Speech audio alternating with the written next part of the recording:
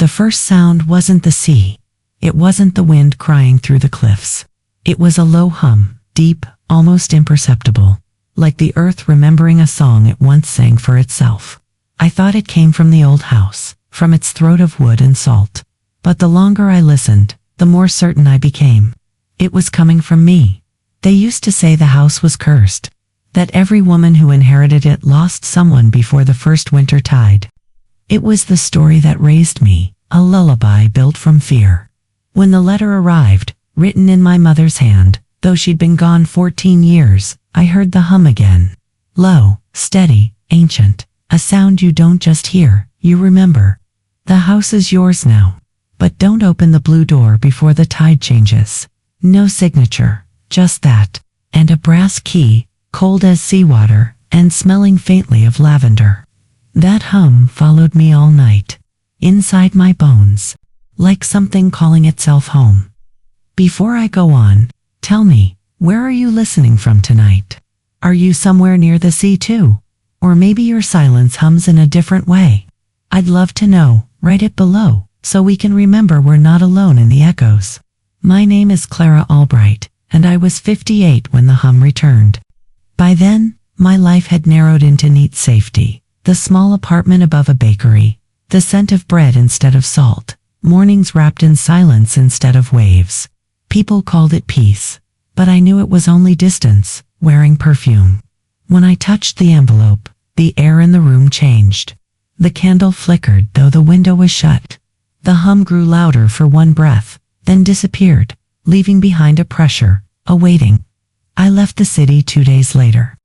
The road to the coast was long, lined with trees that leaned inward as if listening. Every mile closer, the hum deepened. Sometimes it came from the tires, sometimes from my chest, sometimes from nowhere at all. By the time the sea appeared, that endless mirror of gray, my hands trembled on the wheel. The horizon seemed to vibrate in time with the sound, and there it was, the house, still standing at the edge of the world.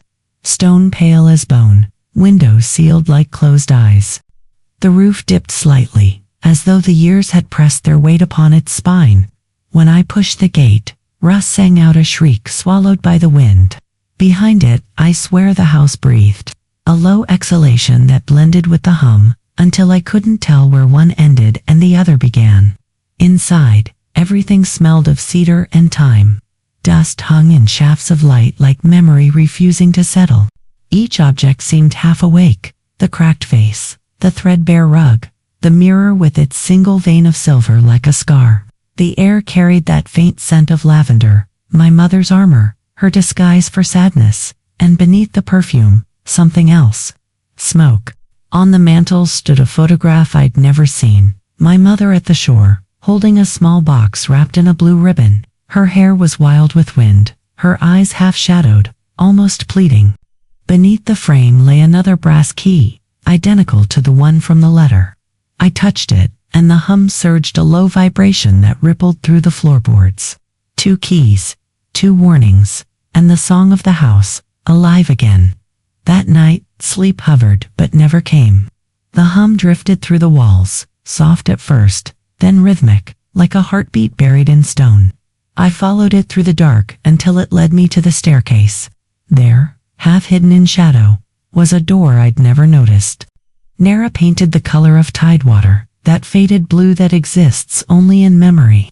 Its handle was cold, but when my fingers brushed it, the hum resonated louder, as though I had touched the throat of something living. Don't open the blue door before the tide changes. The words pulsed in my head in perfect time with the vibration. I backed away, but the sound stayed inside me, echoing through each breath. Morning came pale and restless. The sea below was loud, churning like anger finally spoken. I walked along the cliff until wind and salt burned my face. And there, in the rhythm of waves breaking, I heard it again, not in my ears, but behind them, the hum, steady, sorrowful, patient. It reminded me of the nights when my mother used to hum that same untraceable note while brushing her hair, believing I was asleep. I turned toward the house. Its windows gleamed with reflected light, and for a heartbeat, one moved. A shadow crossed behind the glass, someone or something pacing the room that once was hers. That evening, I opened my old journal. The paper yellowed at the edges, the spine cracked. I hadn't written in 15 years, but my hand moved on its own, tracing the words I'd been afraid to speak. The hum isn't coming from the house. It's the echo of what we never said. The ink spread slowly, like veins finding their path. When I closed the journal, the sound returned closer now, beneath my skin. It wasn't frightening anymore. It was familiar. The candle flame tilted toward the hallway again, drawn by an invisible current. And then, through the wooden bones of the house, I felt it, a tremor, low and deep, the hum swelling into something almost like breath. Before I go on, tell me, where are you listening from tonight? Are you near the sea too? Have you ever felt a sound living inside you, waiting for its name? Because I think that's what inheritance really is, the vibration of everything our family never let die. I spent that night halfway up the stairs, the candle trembling in my hand.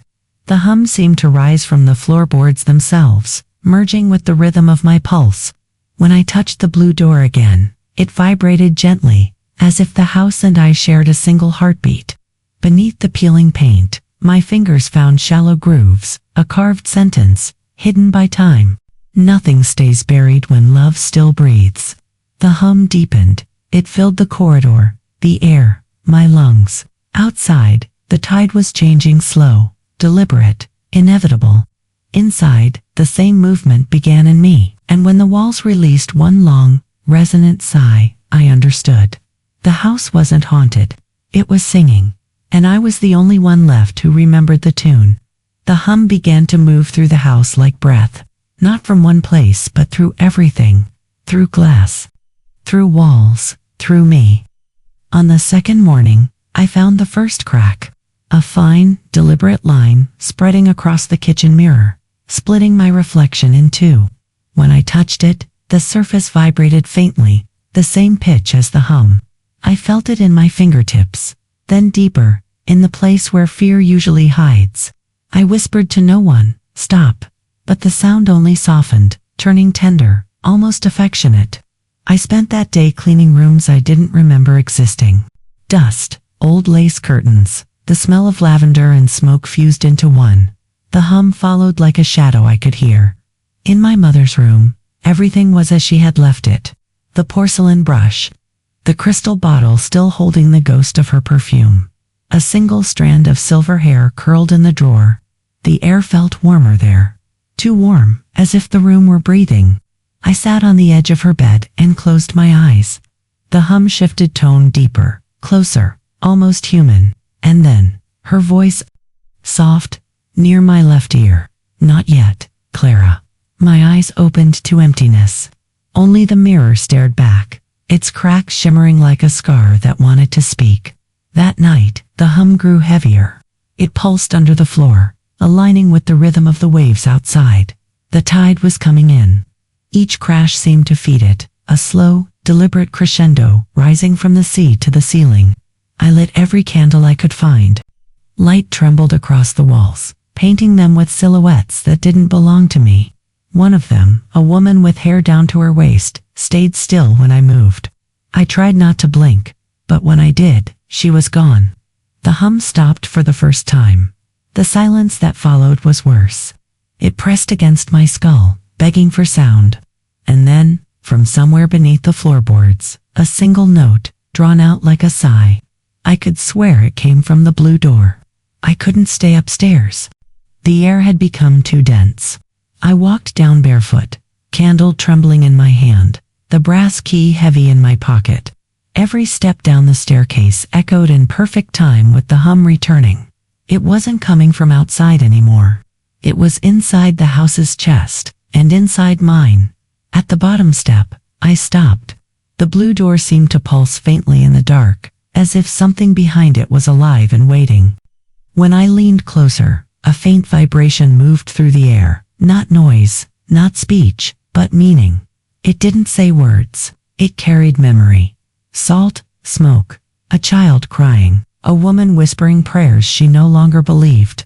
It was the language of things unsaid. I pressed my ear to the door. It was warm. The hum grew clearer, a slow rhythmic pattern that rose and fell like the sound of someone sleeping. And then I saw it, faint carvings along the frame, hidden beneath layers of blue paint. Tiny symbols, spirals, waves, eyes, flames, the same ones embroidered on my mother's handkerchiefs, the same she used to draw on my wrists with lavender oil when I had nightmares. I didn't know what they meant then. I barely know now. But when I traced one of them with my finger, the hum answered low, soft, intimate. "You hear it too," I whispered. "Don't you?" The silence after my words felt like listening to someone holding their breath. I stayed there until the candle died. When the last flame collapsed, the house exhaled a sound that wasn't wind. A soft vibration rolled through the walls, through my chest, through time itself. And in that instant, I remembered something I had buried for decades. My father's voice, the night before he vanished.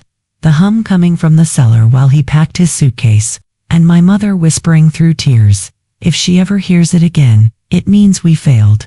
When I woke the next morning, the key on the bedside table was gone. In its place lay a folded paper, aged and brittle. The handwriting wasn't my mother's this time, it was mine. But the ink was darker, heavier, written in a hand I didn't remember using. "Don't silence the house again." The words shimmered slightly, as if written with salt water. When I touched them, my fingers came away wet. I walked outside, barefoot on the wet grass. The sea was calmer now, resting after a night of storm. The sky pale as milk. But beneath the surface, the water still carried vibration. I could feel it through the soles of my feet. For the first time, I realized the hum wasn't confined to the house. It belonged to the entire coast, to the land, the wind, the blood that connected us all. It wasn't a curse, it was continuity. I stood there until the waves began to withdraw, the tide shifting back, the first change since my arrival. And I thought of the warning in the letter. Don't open the blue door before the tide changes. A single question formed in my chest. What if the door isn't meant to be feared, but answered? The hum softened as if it heard me, and in that subtle change, I felt something impossible. Gratitude, like forgiveness carried in sound. That night, I sat in front of the blue door again. The candles around me flickered in rhythm. The hum no longer frightened me, it grounded me. Every pulse of vibration matched my heartbeat, until they were one. I closed my eyes and whispered to the dark, "Mother, what did we lock away?" The house shifted slightly, wood expanding, air tightening, and through the faint vibration, I heard her voice again. It wasn't me who locked it. The hum swelled, resonant, almost tender. Somewhere deep inside, something old and bound began to move. In the mirror by the stairs, my reflection trembled. Behind me, for a fleeting moment, another figure appeared, taller, older, holding the same brass key I'd lost. She looked like me, but not of this time. Her lips moved without sound. The hum filled the silence between us, shaping words I couldn't fully hear. Only one reached me, "Remember." Then she was gone. That night, the hum didn't fade. It grew, through walls, through skin, through memory. It became the pulse of the entire house, steady, alive, forgiving. And I realized with a quiet certainty, what we call a curse is often only a vibration too deep to bear. I fell asleep to that sound, the lullaby of everything that still wanted to live. The hum didn't stop with dawn. It lingered in the air, low, steady, patient, like the earth holding its breath. Light seeped through the curtains but refused to move. Dust floated without falling. Even the clock on the wall seemed uncertain of its next tick. The house was waiting. And so was I.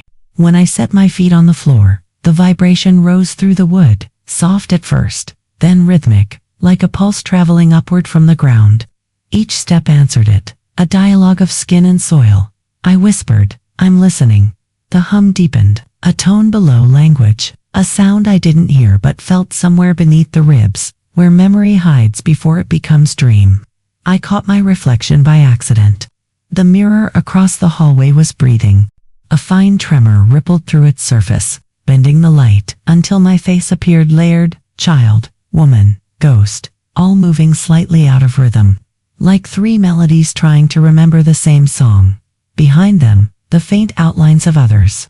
Women standing quietly in rooms without time, their eyes steady, their hands folded in the same gesture as if praying for me to look closer.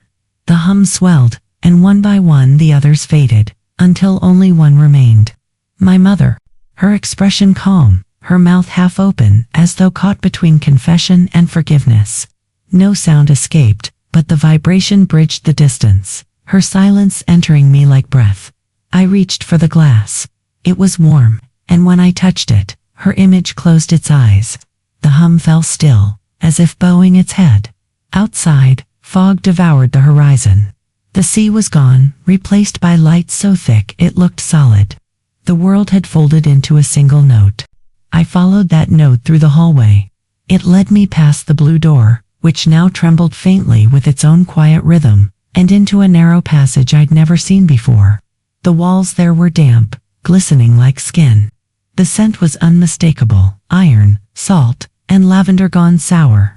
Cobwebs brushed my shoulders as I walked, and every thread vibrated with the hum, like harpstrings touched by invisible fingers. At the end, a small wooden door waited plain, unpainted, older than the house itself.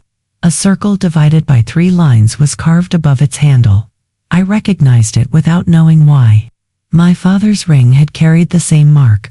When I turned the handle, the hum paused, a silence so absolute it made my ears ache. The cellar breathed cold.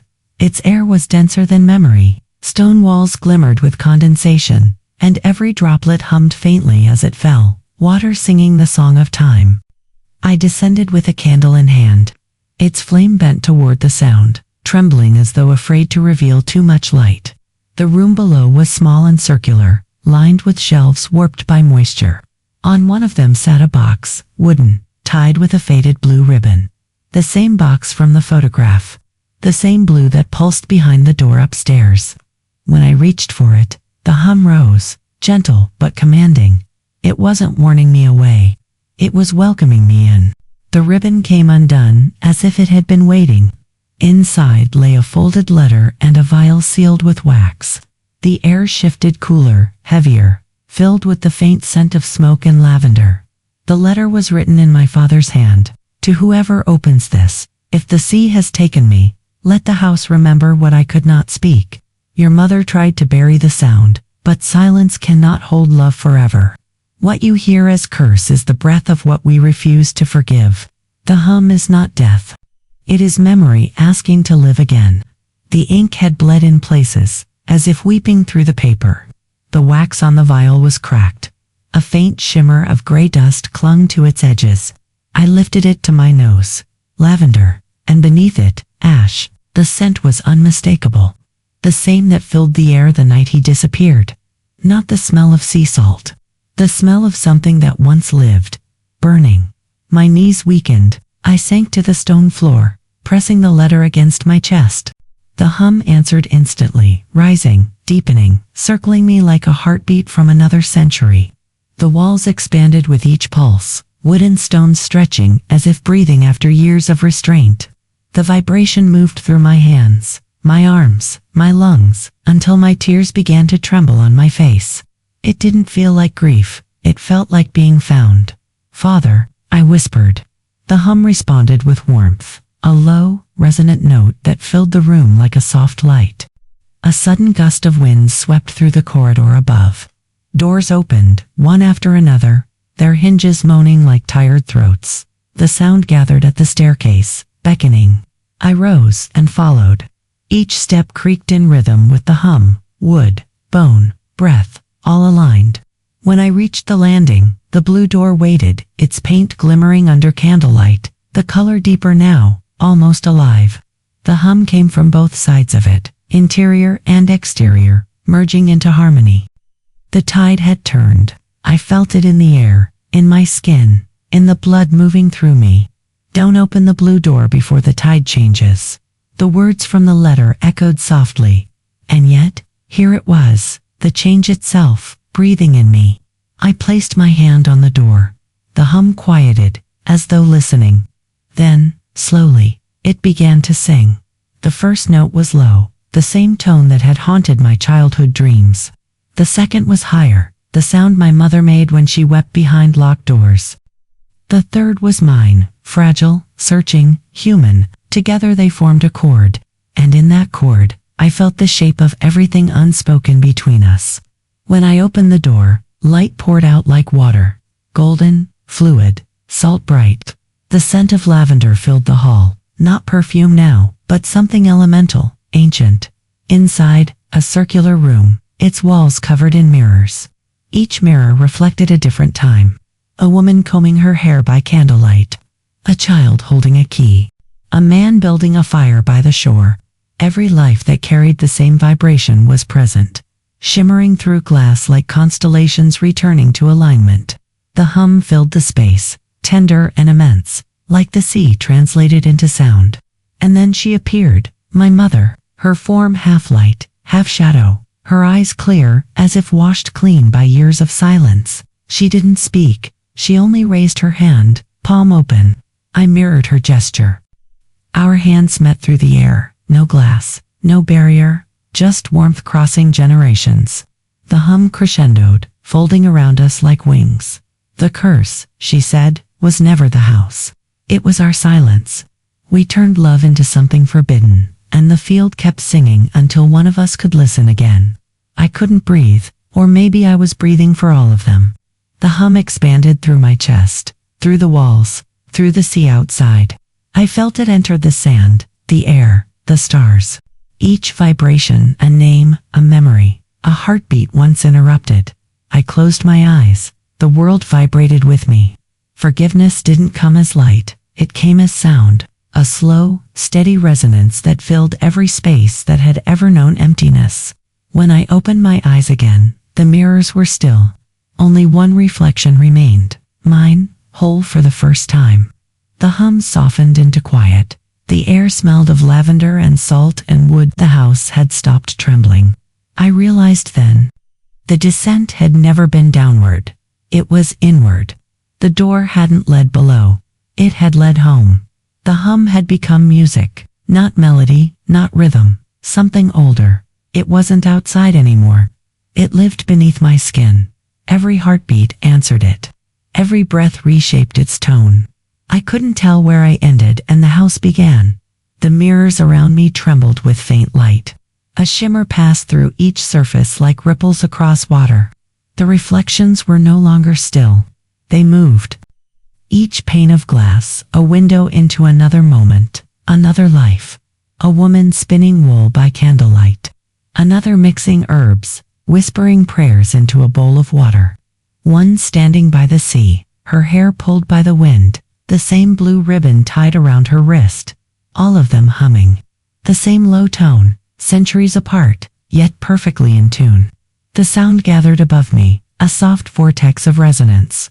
The air thickened, warm as breath, alive as blood. Light spilled through the cracks of the walls like honey. My knees buckled. I fell to the floor, palms flat on the boards, feeling the vibration pulse through them, wood answering wood, heart answering heart.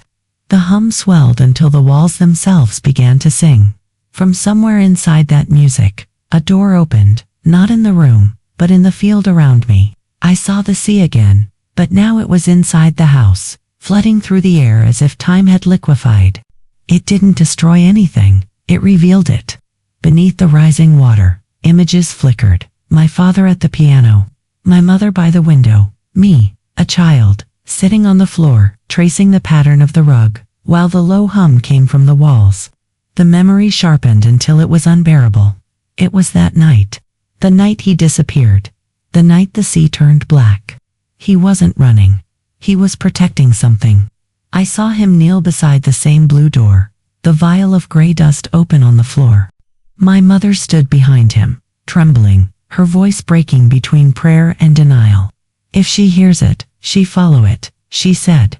You know she will. It's already in her, he answered. The sound can't be silenced now. The child, me, was upstairs, humming softly without knowing why.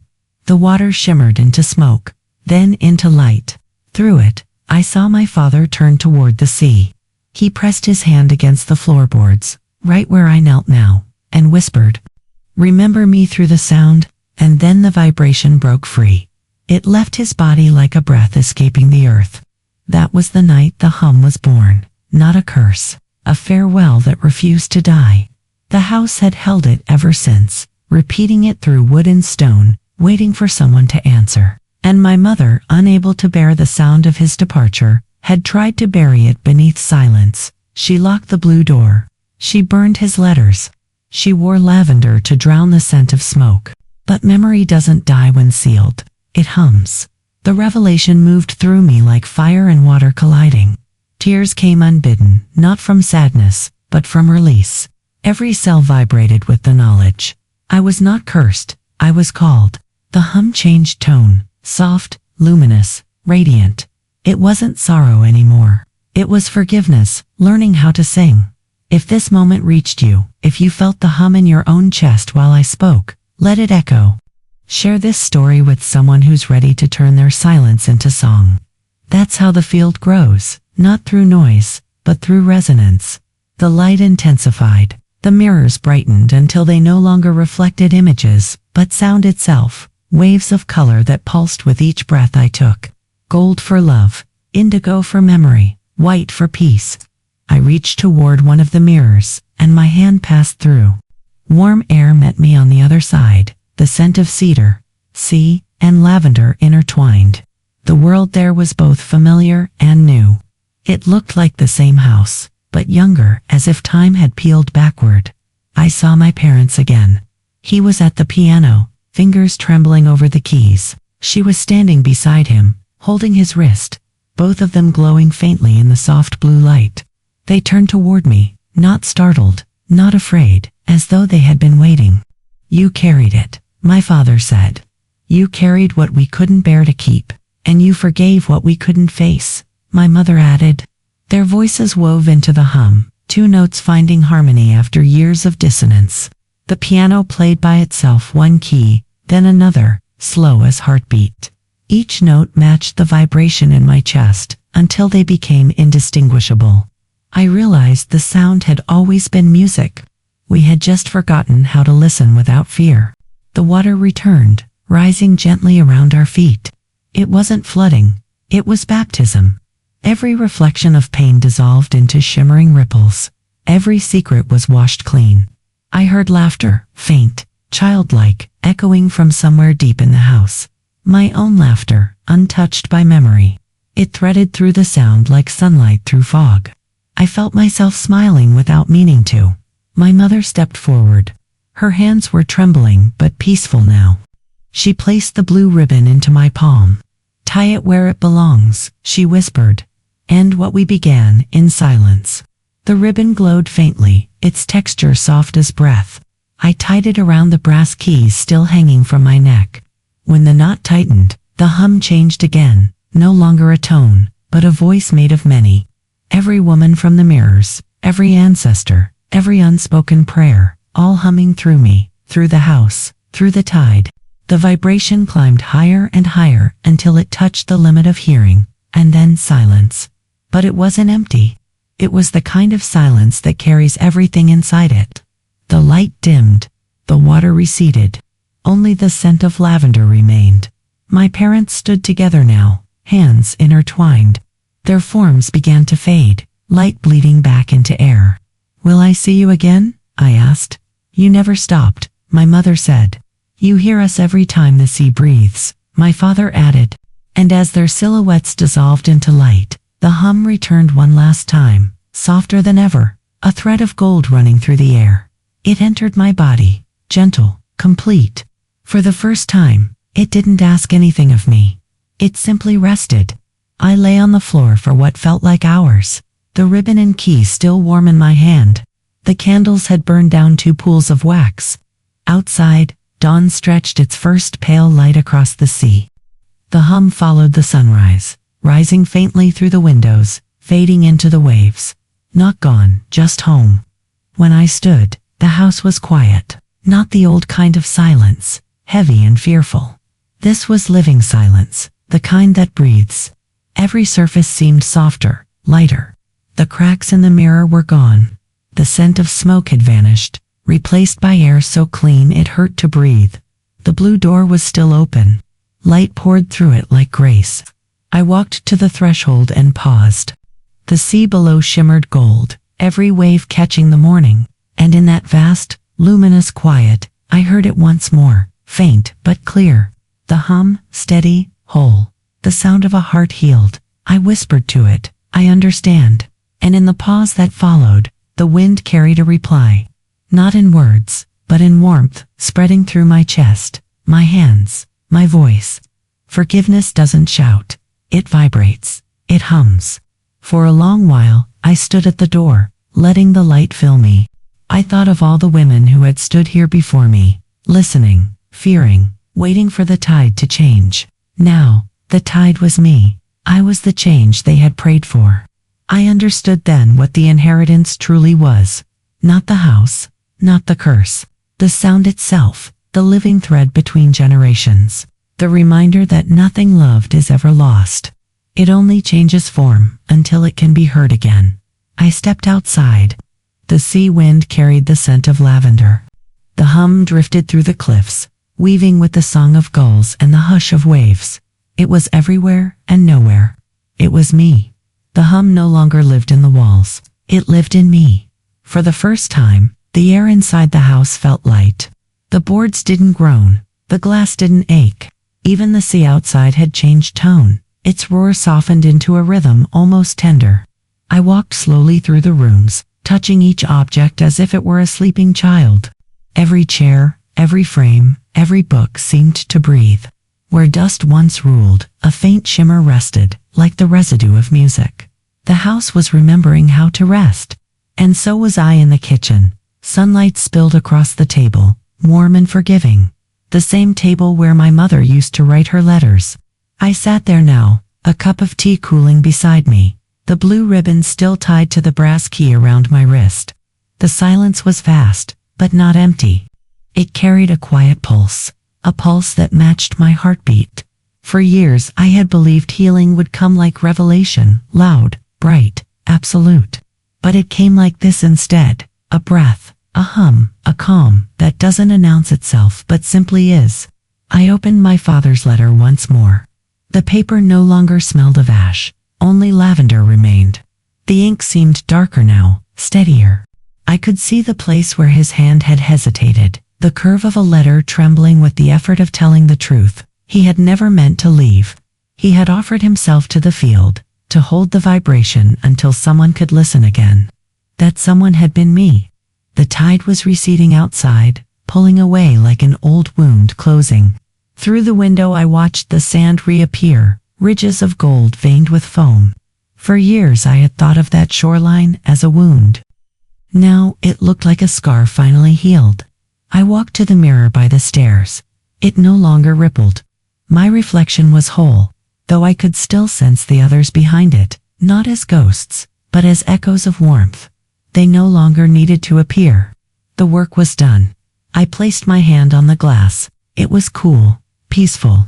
A vibration passed through it, faint, like a farewell sigh. "Thank you," I whispered, "for waiting."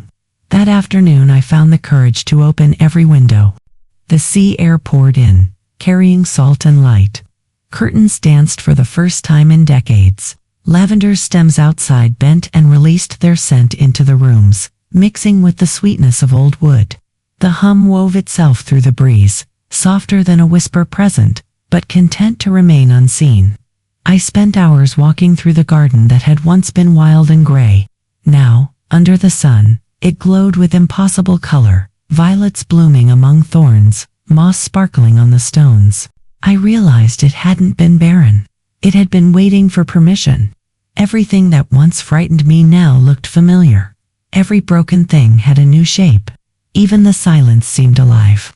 When dusk came, I lit a single candle and carried it through the house from room to room, from story to story. I whispered the names of those I remembered. My mother, my father, the women who hummed through glass and wind. Each name released a tremor of warmth in the air, small, round, golden. By the time I reached the blue door, the candle's flame had grown steady, unwavering. I didn't close the door. I didn't need to. It would stay open, breathing with the tide. That night, I sat by the window with the candle beside me, watching the sea under a full moon. The waves glowed faintly, silver against the dark. Somewhere beneath their rhythm, the hum continued, now melodic, now quiet, never gone. It sounded like home. Before I sleep tonight, tell me, where are you listening from? Are you somewhere near the sound of water? Do you feel it too? That subtle vibration beneath your ribs, reminding you that nothing loved ever leaves. If you do, then you know, forgiveness isn't an act, it's a frequency. I closed my eyes. Memories drifted like waves, some gentle, some sharp, none painful anymore. Every one of them carried light. Every one of them hummed. When I breathed out, the sound left me and returned a cycle without beginning or end. I felt the weight of the brass key against my wrist, cool and comforting. It no longer opened a door. It opened understanding. Near midnight, I heard footsteps, soft, careful, childlike. They came from the hallway, paused by the door, then continued toward me. I didn't open my eyes. I didn't need to. A familiar warmth brushed my shoulder, light as air, fragrant with lavender. Then a voice, delicate, almost a hum itself. You kept your promise. When I looked, the room was empty, but the candle flame had formed a small blue halo around its wick, the color of the door, the color of the tide when it changes. Dawn came slowly. I walked outside barefoot, the earth damp and forgiving beneath me. The sea stretched endless and still. Every wave that reached the shore whispered the same word, home. The key slipped from my wrist into the sand. I left it there. The tide would take it back when ready. The wind carried the scent of lavender across the cliffs. I breathed it in, deep and grateful. It no longer masked sorrow. It carried peace. The hum rose faintly once more, a final resonance that filled the horizon. It vibrated through my body, my breath, the sand beneath my feet, and then it dissolved into the sound of the sea. Not ending, transforming. That evening, I began to write, not to record, but to remember differently. Each word felt less like explanation, and more like vibration translated into language. I wrote until the ink ran out and the night folded over me. When I read the pages back, they didn't tell a story. They sang. I think that's what inheritance truly means. Not what we receive, but what we are ready to release. Not the weight of what was broken, but the sound of it finally whole. Some people leave money. Some leave property. Mine left a frequency. And it saved my life.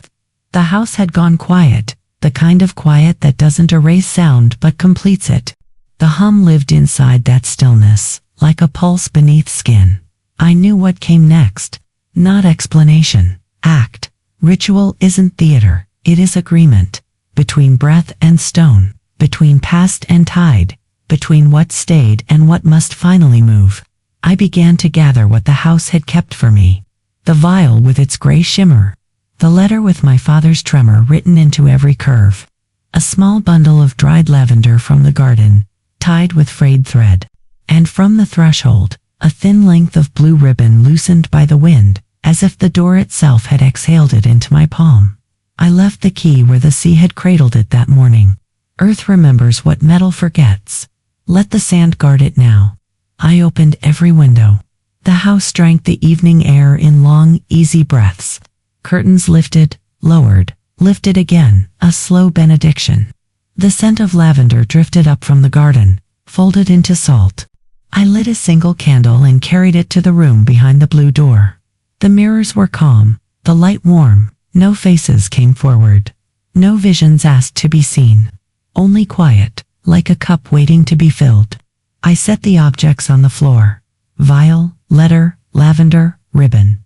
Then I knelt. The hum rose at once, low, steady, welcoming, not outside me, within. I breathed with it until my breath slowed to the house's rhythm, until the pulse beneath my palm matched the grain of the floor. I drew a small circle of salt around the objects, the way my mother once traced unseen circles on my wrist with oil when I woke crying from dreams. Not to keep anything out, to keep what matters in from the letter. I read only what my body asked to hear. The hum is not death, it is memory asking to live again. The words thickened the air, the way steam gathers on glass. I folded the paper carefully, pressed it to my chest, and listened for what part of me answered. A warmth rose, not grief, not fear, recognition. I placed the letter inside a bowl I'd brought from the kitchen, wide, shallow, porcelain veined, like the inside of a shell. Then I walked to the window with the candle and held the flame beneath the paper's corner. Fire did not rush.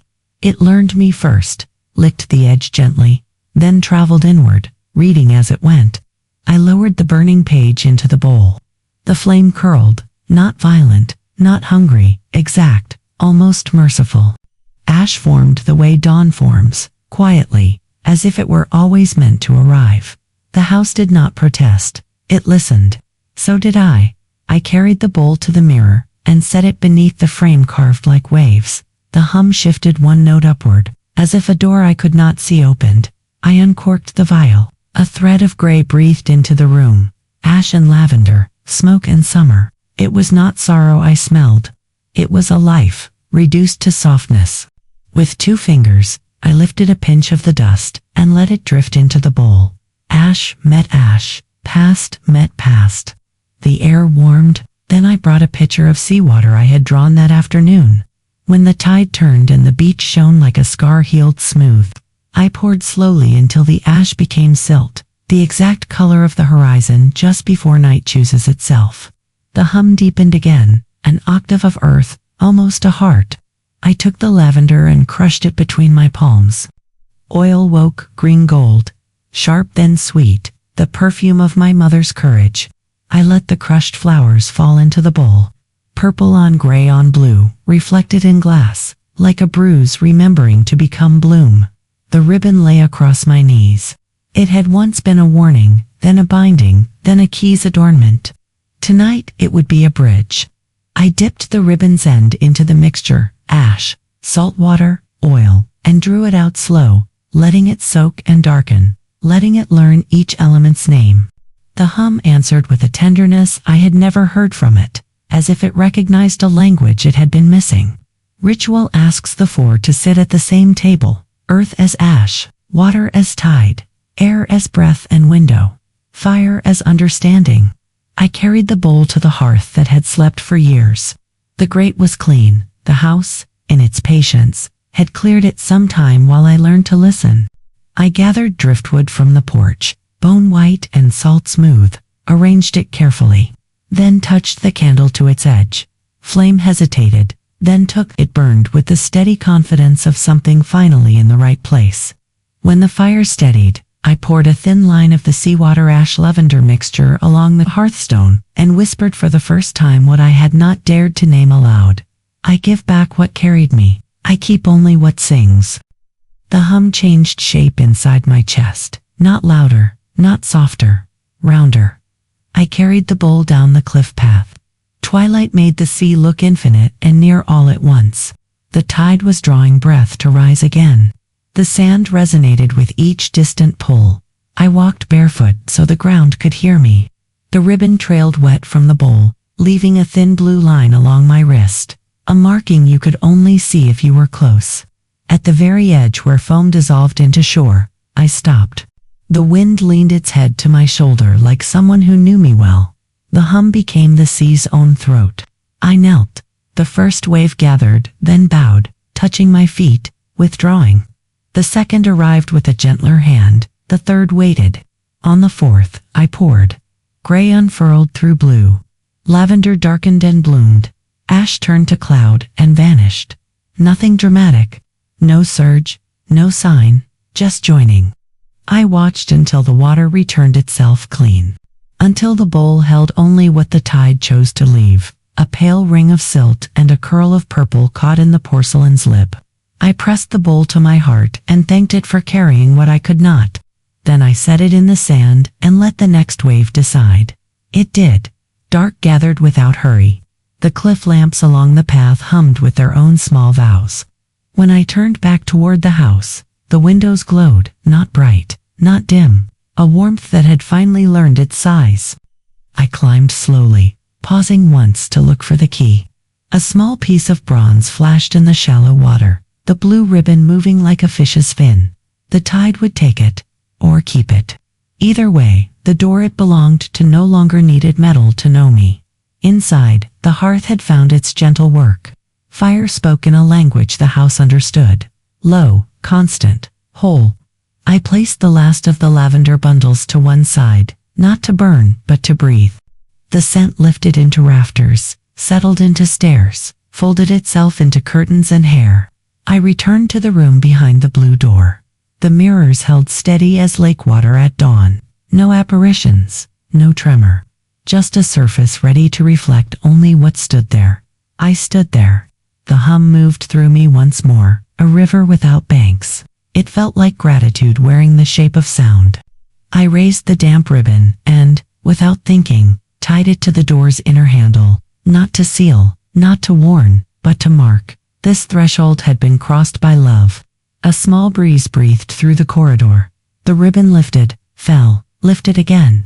A heartbeat you can see. I sat on the floor and closed my eyes. Silence gathered around me with the softness of wool. The ritual was not done. It was ongoing, the way a wound doesn't close in a single day, but in a conversation of nights. I listened. The hum became hush. Hush became rest. And in that rest, 3 images rose, not visions, not history, promises. The house.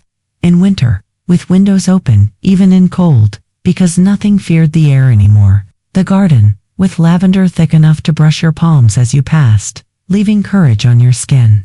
The sea, always returning, always taking, always giving, but never again asked to carry what belongs to the living. I opened my eyes and spoke the only words the room wanted. It is done. The mirrors did not reply. They didn't need to. They only gave me back my face, whole. Later, I walked the house with the fire's glow still in my eyes. I touched door frames and headboards the way you touch a forehead to feel for fever and discover coolness instead. I whispered thank you to hinges and stairs and the one window that used to rattle at night and no longer did. Gratitude has its own physics. It alters weight. The rooms felt lighter beneath it. By the time I reached the kitchen, night had settled into its right size. I poured myself water and tasted salt I knew wasn't there. Memory leaves traces where language cannot. I drank until the glass chimed the rim of emptiness. A small, bright note. The hum answered from far out on the water, then dissolved. Not absence. Completion. I slept on the floor behind the blue door, my back to wood that finally felt like skin I trusted. No dreams came. Only breath, timed to the tide I could not hear but knew. When dawn entered first as a thought, then as light, I opened my eyes to a room that had kept its own vigil. The ribbon at the handle had dried to a deeper blue. The mirrors held a pale gold along their edges, as if day preferred to arrive gently here. I stood, stretched, and felt the small ache of a body that had carried a house through a night. A pleasant ache. The kind you get when what is heavy finally agrees to be held by more than you. I stepped outside. The key was gone. The sea was calm. The garden carried bees. The hum was nowhere, which is to say everywhere. The morning after the ritual arrived like a held breath released. No announcement. No miracle thunder. Just light, the ordinary kind that spills gently across a table and reminds you that being alive is the smallest, most persistent form of grace. The house met it without resistance. It didn't creak or sigh anymore. It exhaled. Its walls had learned the rhythm of peace. I walked through it barefoot, following the path of sunlight. The scent of lavender drifted from every doorway. Not heavy, not perfumed, simply present. The same fragrance that once masked sorrow now smelled of rest. In the kitchen, the blue ribbon fluttered in the window's draft. I watched it for a long while, the silk lifting and falling, marking the pulse of an invisible tide. Each movement whispered, "You can stay." For the first time, I believed it. I brewed tea and sat at the table where my mother once wrote her unmailed letters. Outside, the sea lay flat and silver, a mirror without secrets. I used to see that horizon as something that swallowed everything I loved. Now I saw it for what it had always been, a breathing boundary between worlds, a place that holds both departure and return. I opened my journal. Its pages smelled faintly of salt and smoke. I began to write, not to remember, but to anchor the silence in words before it drifted away. The house is no longer a place. It is a frequency I can carry. I paused. The sentence glowed softly in the morning light, and for a moment the ink shimmered, as if agreeing. I wrote more, slowly, carefully. Each word felt like a step across water that finally held me. Forgiveness is not a story. It is breath returning to its source. When I closed the book, I heard the faintest vibration, not the old hum, not even a tone, but a quiet resonance behind the ribs. The body's memory of music. It felt like the world nodding. I smiled. The smile reached places in my face that had forgotten how to move. By afternoon, I opened every door to the garden. Wind braided itself through the rooms, carrying the smell of seaweed and earth. The lavender shimmered, heavy with bees. Their droning blended with the distant surf, a hum of a different kind, alive, communal, grounded. I realized the world had taken back the sound in its natural form. It no longer needed to haunt or instruct. It could simply be. At dusk, I climbed the cliff path one last time. The tide was turning again, not in warning, but in rhythm. Foam traced the sand like handwriting, learning a gentler alphabet. I stood where I had poured the ashes. The porcelain bowl was gone, carried away by some tide I hadn't seen. Only a faint ring remained, etched into the rock, a mark of union, not loss. I knelt and pressed my palm to it. The stone was warm from the day's light. A small vibration answered beneath my hand. The planet's steady heartbeat. "You're safe now," I whispered. "All of you." The wind lifted, cool and kind. No voices, just air. And in that air, a feeling that everything, even the past, had found its place.